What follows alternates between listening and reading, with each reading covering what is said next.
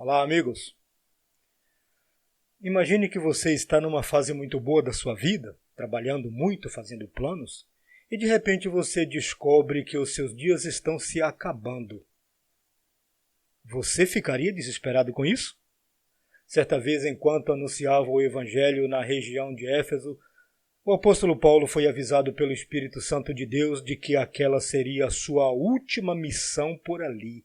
Ele logo seria preso, levado a Roma para ser julgado e possivelmente condenado, e que nunca mais voltaria por aquelas bandas.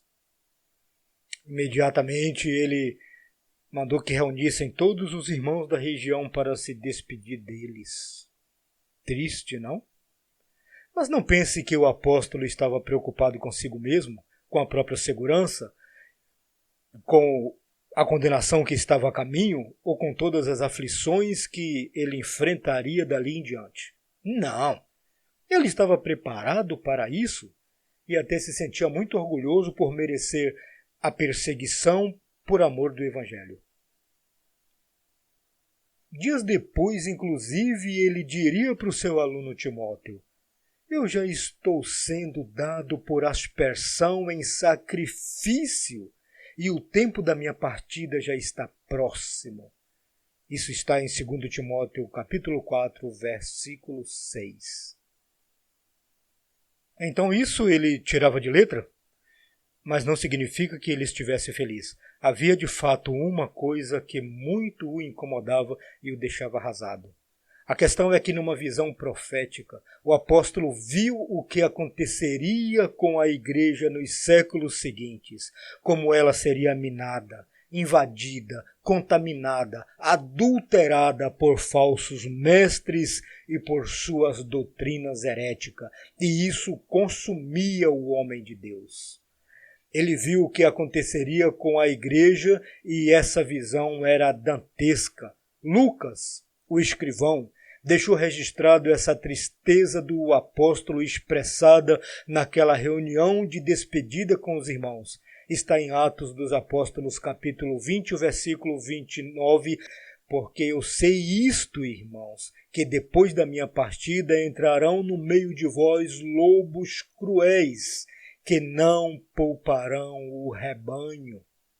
Lobos cruéis, também chamados de lobos devoradores ou cães gulosos.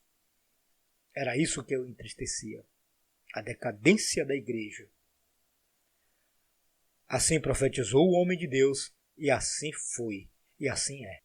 Da mesma forma, agora eu faço-me lembrar da parábola do trigo, dita por Cristo, lembram?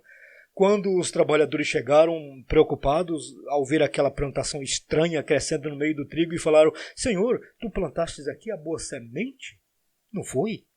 Como surgiu essa coisa estranha crescendo no meio do trigo? Ao que o Senhor falou: o inimigo fez isso. Foi o inimigo que fez isso. Vocês já notaram como o evangelho está escandalizado, desmoralizado, chafurdado em escândalos? Por que existe tanta divergência, tanta diferença entre os cristãos da atualidade?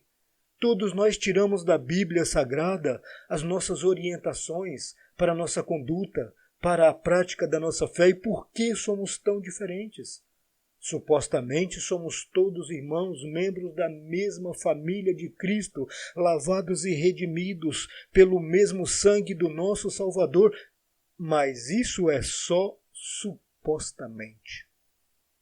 Se quisermos ser honestos mesmo, temos que reconhecer que há muito que o cristianismo perdeu a sua unidade. As igrejas são autênticos partidos políticos, onde a adoração foi relegada a um segundo plano e se prioriza o partidarismo. Cada denominação é como se fosse um grupo diferente do outro. É um grupo diferente do outro, é um clube.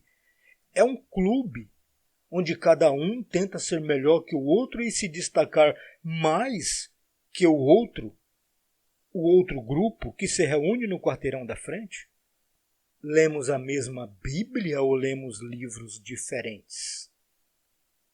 O sujeito pode nem ter tanta convicção da sua salvação assim, mas está orgulhoso porque eu sou da Bleia.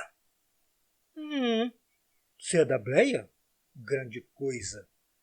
É na minha igreja onde o fogo desce, onde as labaredas passeiam no meio do povo, onde o aleijado sai curado e onde o pobre sai milionário. Sério? A sua igreja é assim? Mas espere um pouco, qual é o dia da semana mesmo que você congrega? Yes, nós temos a verdade. Venha estudar a Bíblia conosco. Saia daí, vem para cá. E assim vai. Cada vez mais divididos e rivalizados. O que está acontecendo? Por que tudo isso? Jesus disse, um inimigo fez isso. Nem sempre foi assim. Lá no começo, só se ensinava as boas doutrinas, só se plantava a boa semente. Faz muito tempo, mas as coisas eram bem diferentes. Mesmo quando surgiam os falsos profetas, falsos mestres com suas falsas doutrinas, eles eram prontamente expulsados da igreja com um belo pontapé. Mas deixa estar. Passou o tempo, passou a idade das trevas, veio a reforma de Lutero, que não obstante os grandes benefícios que ela trouxe, temos que reconhecer também que ela abriu as portas para legitimar as falsas doutrinas que há séculos vinham sendo germinadas silenciosamente como ovos de serpente. E após a reforma, tiveram campo para crescer e florescer. Então foi assim que depois da reforma começaram aqueles grandes movimentos revolucionários, avivamentos, fogo caindo de todo lado, visões, labaredas, e as pessoas tendo visões e começando a receber informações, visões, sonhos para fazer coisas diferentes, para criar movimentos diferentes, como aquele grande movimento que deu início a tudo lá no Reino Unido, dos quais eu falei nos vídeos 25, 26, 27, 28 e 29. Diziam que era a descida do Espírito Santo, mas era coisas de homem. Paulo viu isso e ficou muito triste, porque ele sabia no que tudo isso ia dar. E a partir daí, conforme previra o homem de Deus, abriram-se as porteiras e deram vazões para todo tipo de correntes, de filosofias e de pensamento. E em 2 tempos, dezenas, centenas de igrejas pipocaram em todo canto, cada uma interpretando a Bíblia ao seu bel prazer, dando-lhe novas versões e alterando o que não agradava. No vídeo passado eu falei de um grande pregador da atualidade, arqueólogo, cientista, formação jesuíta, muito requisitado para dar palestras em igrejas de pentecostais a renovadas e tradicionais. E eu mencionei também um vídeo dele no qual ele diz que Lucas 23:43 está errado.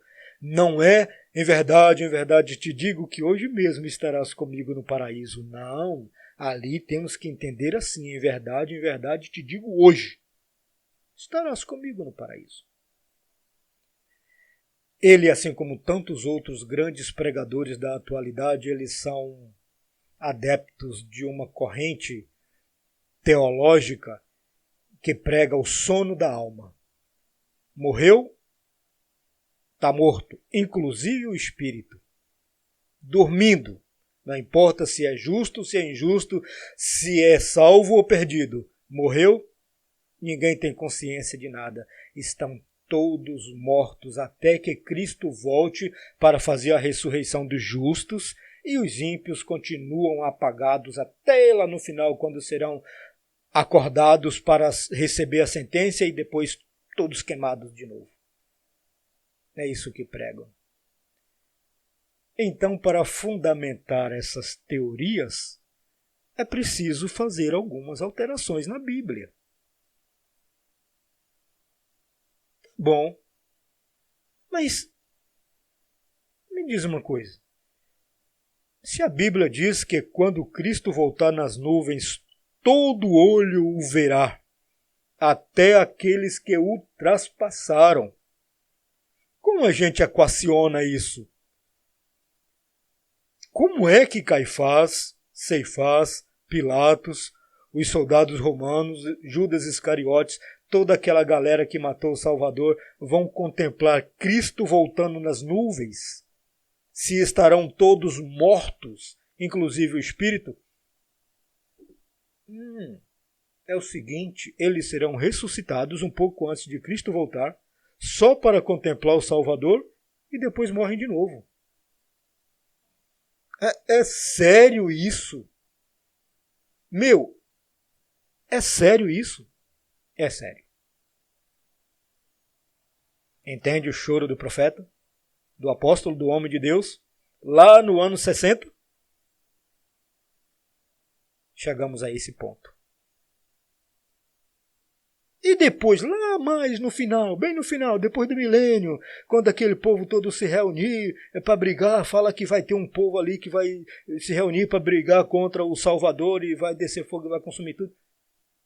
Aqueles que ressuscitaram para ver Cristo voltar, morreram de novo, vão passar o milênio morto e depois vão ressuscitar de novo, mais um pouquinho para poder participar daquela batalha e vão morrer de novo.